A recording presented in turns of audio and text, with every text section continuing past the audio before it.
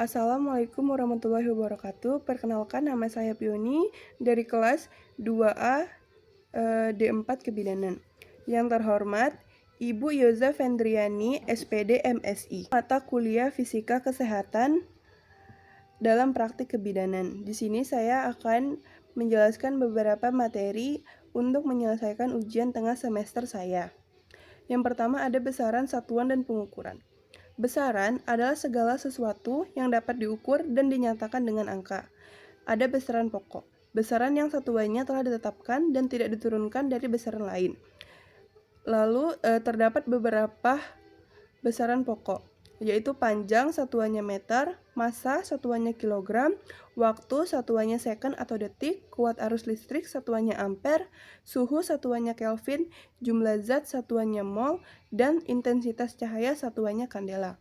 Lalu yang kedua ada besaran turunan, adalah besaran yang diturunkan dari satu atau lebih besaran pokok. Untuk mencari besaran turunan menggunakan rumus. Seperti untuk mencari luas, kita menggunakan rumus panjang dikali panjang atau meter pangkat 2. Dan mencari kecepatan menggunakan rumus panjang dibagi waktu sama dengan panjang per second. Lalu satuan. Satuan adalah pembanding dalam suatu pengukuran. Pengukuran sendiri adalah proses membandingkan suatu besaran dengan besaran standar. Pengukuran dapat dilakukan dengan dua yang harus diperhatikan. Yang pertama ada akurasi atau ketepatan. Adalah seberapa dekat nilai hasil pengukuran dengan nilai yang sebenarnya atau nilai acuan. Pengukuran yang akurat memiliki kesalahan sistematis yang sangat kecil. Lalu ada presisi atau ketelitian atau keterulangan. Seberapa dekat nilai-nilai hasil pengukuran yang berulang dalam satu sama lain. Pengukuran yang presisi memiliki kesalahan acak yang sangat kecil pula. Lalu di materi yang kedua ada tentang gelombang, spektrum gelombang elektromagnetik.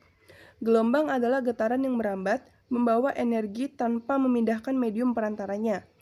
Sedangkan spektrum gelombang elektromagnetik atau GEM adalah rentang frekuensi atau panjang gelombang seluruh gelombang elektromagnetik. Semua GEM merambat dengan kecepatan yang sama di ruang hampa, yaitu kecepatan cahaya atau C dibagi approx 3 per waktu 10⁸ per meter per second. Urutan spektrum GEM dari panjang gelombang terpanjang atau frekuensi terendah ke panjang gelombang terpendek atau frekuensi tertinggi adalah gelombang radio untuk berkomunikasi seperti radio dan televisi. Ada gelombang mikro untuk pemanasan seperti oven microwave. Lalu ada sinar inframerah atau infrared untuk pemanasan.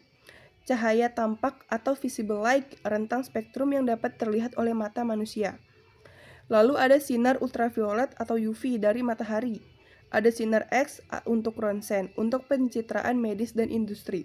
Lalu ada sinar gamma, dihasilkan dari intim atom yang tidak stabil. Materi ketiga yaitu pemanfaatan radiasi dalam dunia medis. Yang pertama untuk diagnosis. Seperti sinar X atau ronsen digunakan untuk melihat struktur keras dalam tubuh seperti tulang. Lalu ada CT scan. Sama halnya seperti sinar X atau ronsen. Namun CT scan lebih detail. Dia menghasilkan gambar pemampang melintang atau 3D yang lebih detail. Lalu ada MRI. Ada kedokteran nuklir menggunakan zat radioaktif dosis kecil. Lalu dan yang paling utama yaitu berhubungan untuk USG yang sangat erat hubungannya dengan kebidanan. Lalu ada juga pemanfaatan dalam bidang terapi atau pengobatan. Terapi radiasi atau radioterapi menggunakan sinar X berenergi tinggi atau sinar gamma atau partikel untuk membunuh sel-sel kanker. Radiasi merusak DNA sel-sel kanker, mencegah mereka tumbuh dan membelah diri. Lalu ada brachytherapy, penempatan sumber radioaktif langsung di dalam atau di dekat tumor. Terapi eksternal, sumber radiasi diserahkan dari luar tubuh ke tumor. Sterilisasi alat medis seperti sinar gamma digunakan untuk mensterilkan alat medis yang peka terhadap panas. Sekian penjelasan dari saya tentang materi fisika kesehatan dalam praktik kebidanan.